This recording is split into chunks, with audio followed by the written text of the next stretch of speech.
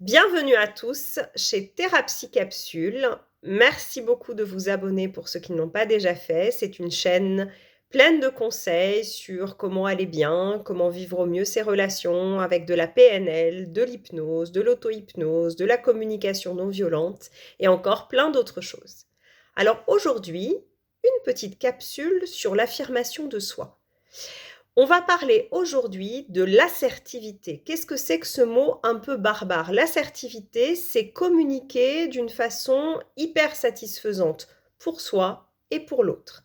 C'est être dans un positionnement gagnant-gagnant. C'est ne pas se laisser faire, mais ne pas non plus basculer dans l'agressivité. C'est en un mot être ni hérisson, ni paillasson. Souvent, face aux situations relationnelles, il y a deux écueils. Soit je vais rester passive, je ne vais pas oser m'affirmer, je ne vais pas oser prendre ma place, je ne vais pas oser donner mon avis, je ne vais pas oser dire non, je suis plutôt paillasson. Ça veut dire que j'ai peur de m'affirmer, j'ai peur de prendre ma place et du coup, les autres vont allègrement, qu'ils le veuillent ou non, un peu me marcher dessus, pas faire attention à moi et le résultat risque d'être vraiment insatisfaisant.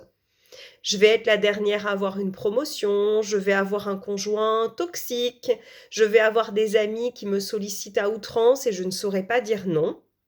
Et l'autre écueil, qui n'est pas vraiment mieux, c'est de répondre à tout par l'agressivité, c'est d'être incapable de prendre en compte le point de vue de l'autre, c'est ne pas être capable de négocier, c'est imposer par la peur, par la culpabilité, par la manipulation, et là, je suis hérisson. L'assertivité, c'est carrément autre chose, c'est en fait se positionner de façon à ce que mes droits à moi soient pris en compte, soient intégrés, mais ceux de l'autre aussi. Je vais faire preuve d'empathie pour l'autre et d'auto-empathie pour moi. Je vais me positionner d'une façon juste. Je vais apprendre à ne pas réagir à chaud, à réfléchir, à ressentir ce que me font les choses. Et je vais m'inspirer pour ça notamment de la communication non violente. C'est-à-dire que quand il se passe quelque chose, avant même de réagir, je vais pouvoir apprendre à tourner 7 fois ma langue dans ma bouche, comme dit le proverbe, de façon à peser les choses en moi. La première chose, face à un stimulus extérieur, il se passe quelque chose, j'ai une altercation avec quelqu'un, quelqu'un me tient une critique désagréable, mon chef me refuse ma promotion, mon conjoint ne participe pas aux tâches ménagères comme moi, des situations très courantes. Soit je vais réagir, et dans ce cas-là, je vais réagir de façon instinctive, donc je vais favoriser des processus archaïques chez moi. Je vais soit fuir, soit combattre, soit faire le mort, mais c'est pas très satisfaisant. Ça permet pas de se faire entendre, ça permet pas de se faire comprendre, ça permet pas que l'autre sache là où j'en suis. Ou au contraire, je vais prendre ce temps pour sentir à l'intérieur de moi, à l'intérieur de mon corps, qu'est-ce que ça me fait? Là, mon patron vient de me refuser cette augmentation. Je vais prendre quelques minutes, je vais peut-être lui proposer, ça c'est une urgence, il est urgent de prendre son temps. Il est urgent de ne pas répondre tout de suite. Il est urgent de dire à l'autre, écoutez ou écoute, je vais prendre quelques minutes, quelques heures, une journée, 2 jours, pour réfléchir à tout ça, et je reviendrai vers toi quand ce sera bien clarifié à l'intérieur de moi. Je vais prendre ce temps pour écouter ce que ça me fait à l'intérieur de mon corps. Je vais faire preuve d'auto-empathie vis-à-vis de moi. Je vais me rapprocher de moi, je vais me parler de façon gentille, je vais me comprendre, je vais prendre mon parti, pas pour m'enfermer là-dedans, mais pour être au plus juste. Je vais me poser la question, quelle émotion ça me fait? Qu'est-ce que je ressens là-dedans? Et je vais mettre des mots sur mon émotion, je vais la nommer le plus précisément possible. Ça peut être, je ressens de la colère, ou je ressens de la rage, ou je ressens juste un léger agacement. Et je peux éventuellement dessiner mon émotion, pas besoin de savoir dessiner. Je peux faire un gros rond noir, je peux gribouiller jusqu'à ce qu'elle s'apaise. Le fait de nommer mon émotion, ça fait que dans mon cerveau, les choses vont automatiquement s'apaiser. C'est un petit peu comme si j'avais reçu une lettre recommandée, je viens de la signer auprès du facteur et du coup, le facteur peut repartir tranquillement. Mon émotion, c'est pareil. Elle sait qu'elle a été entendue, que je vais en faire quelque chose. Donc vous allez voir qu'à l'intérieur de vous, c'est toujours intéressant. C'est que ça va commencer très largement à s'apaiser, à devenir beaucoup plus calme. Il se peut que je ressente encore des choses fortes quand même, mais déjà c'est mieux. Et ensuite, une fois que je me serai bien soutenue, je vais me poser la question de quoi j'ai besoin. Cette émotion, surtout les émotions qu'on qualifie de négatives, comme la colère, la peur, la tristesse, le dégoût, ça vient juste signifier qu'à l'intérieur de nous, il y a des besoins qui ne sont pas satisfaits.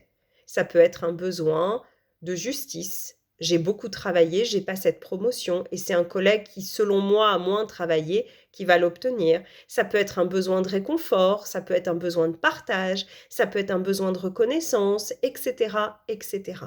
Je vais mettre un nom sur mon besoin, sur mon ou mes besoins. Et ensuite, je vais pouvoir réfléchir à ce que je veux demander à l'autre. Et je vais réfléchir à ce que je veux lui demander, mais aussi à ce que je peux m'apporter à moi. Peut-être que j'ai besoin de reconnaissance, mais peut-être que moi-même, je ne me reconnais pas assez.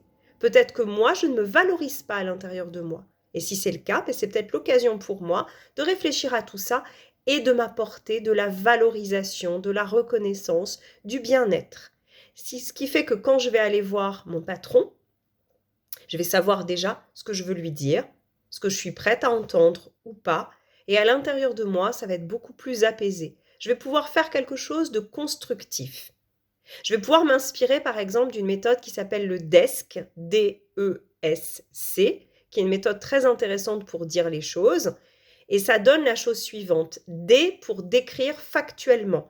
Pas de jugement de valeur, pas de jugement à l'emporte-pièce, pas de toujours, de jamais, juste factuellement et précisément, qu'est-ce qui se passe.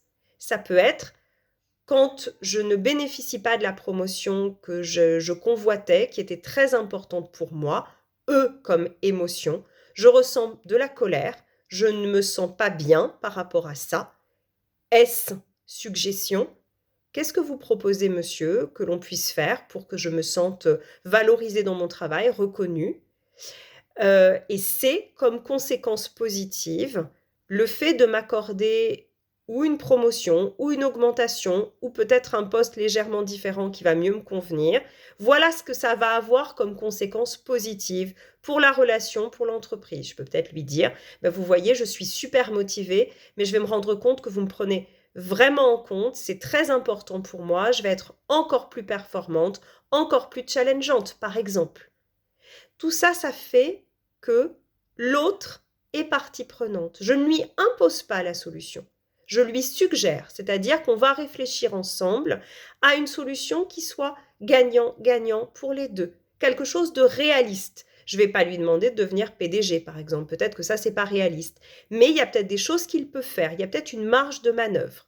Je peux aussi, et ça c'est très important, avant d'aller parler à la personne, de façon à être assertive, je peux installer des chaises, une chaise pour moi qui me représente, une chaise qui représente mon interlocuteur et une troisième chaise pour un observateur neutre ou un observateur qui a de la distance. Ça s'inspire directement d'un exercice de changement des positions perceptuelles en PNL, en programmation neuro-linguistique. Je vais d'abord occuper mon siège à moi et je vais m'autoriser à ressentir tout ce que je ressens. Je ne vais pas mettre de filtre, je vais y aller à fond. Et ensuite, je vais prendre la place de l'autre. Et à ce moment-là, je vais être vraiment l'autre. Je vais regarder le monde comme lui regarderait. Je vais me mettre dans sa posture corporelle et je vais ressentir les choses. Peut-être que j'aurai rien à dire, mais je vais ressentir ce qu'il ressent. Je vais me mettre vraiment dans ses chaussures à lui pour mieux comprendre son point de vue. Et ensuite, peut-être que je pourrais revenir à ma place parce que mon point de vue du coup sera enrichi. Il y a peut-être des choses que je n'avais pas comprises de sa décision et là, je vais mieux les comprendre. Et ensuite, je vais aller voir l'observateur, on peut dire l'extraterrestre, l'observateur de loin, qui va regarder sans parti pris la situation qui m'oppose à l'autre et qui va faire des réflexions sur comment on pourrait sortir de l'impasse, comment il voit les choses, comment il les ressent, comment il les entend. Et ça, c'est quelque chose de très intéressant. Parce qu'à l'issue de ce passage, ça peut être un ou plusieurs passages à travers les chaises, mon point de vue initial à moi va être enrichi. Souvent, en fait, soit on ne pense qu'à soi, et on ne voit pas forcément par égoïsme, mais parce qu'on n'a pas l'habitude de se décentrer de son point de vue, et donc on va être en état de fureur souvent. Soit on pense qu'à l'autre. Il y a des gens aussi, souvent les gens qui sont plutôt dépendants affectifs, ils vont se mettre tout de suite à la place de l'autre, ils vont défendre son point de vue et ils vont s'oublier eux-mêmes. Et c'est pas forcément mieux. Donc l'intérêt de ce processus, c'est de prendre en compte toutes les parties et de trouver une solution qui soit réaliste, qui soit bienveillante et qui soit satisfaisante. Donc je vais être force de proposition, c'est-à-dire que je vais plus être réactive, mais proactive. Et je vais simplifier ma communication. Je vais éviter les accusations. Je vais éviter les tu. Jacques Salomé dit souvent que le tu, T-U-E. Je vais parler en je. Je vais prendre la responsabilité de ce que je dis, mais je ne vais pas être dans la réactivité. Je vais être plutôt dans la construction d'une solution commune. Bien évidemment, peut-être que la personne en face de moi n'aura pas envie de négocier, n'aura pas envie d'être dans le gagnant-gagnant, mais comme moi, j'aurais clarifié ma position initiale, je l'aurais travaillé, du coup, ça va m'apparaître beaucoup plus clairement. Je ne vais pas me culpabiliser, alors que si je suis hérisson ou paillasson, je peux après m'en vouloir et ne pas voir quelle est la part de l'autre dans l'affaire. Une fois que j'ai vu que la part de l'autre était soit constructive, on peut faire quelque chose ensemble, soit elle ne l'est pas, et si elle ne l'est pas, c'est à moi d'écouter mon besoin profond et de voir si cette situation peut la satisfaire. Si cette situation ne peut pas satisfaire mon besoin profond, peut-être qu'il faut que je réfléchisse. Est-ce que c'est le meilleur job pour moi? Est-ce que dans cette société, je vais pouvoir m'épanouir même si je n'ai pas la promotion? Est-ce que je peux m'accorder quelque chose à moi-même qui compense ou pas? Est-ce que cette promotion, elle peut m'être accordée un peu plus tard? À quelles conditions? Et il faut que je regarde ça de façon très réaliste, de façon un peu dépassionnée. Donc vous avez là des bases très intéressantes, à la fois de communication non violente, d'auto-empathie et d'assertivité, de façon à mieux gérer vos interactions avec les autres. Je vous propose de partager vos expériences, vos expérimentations en commentaire, de vous abonner et de me faire des propositions, si vous le souhaitez, de sujets à traiter sur cette chaîne. À très vite!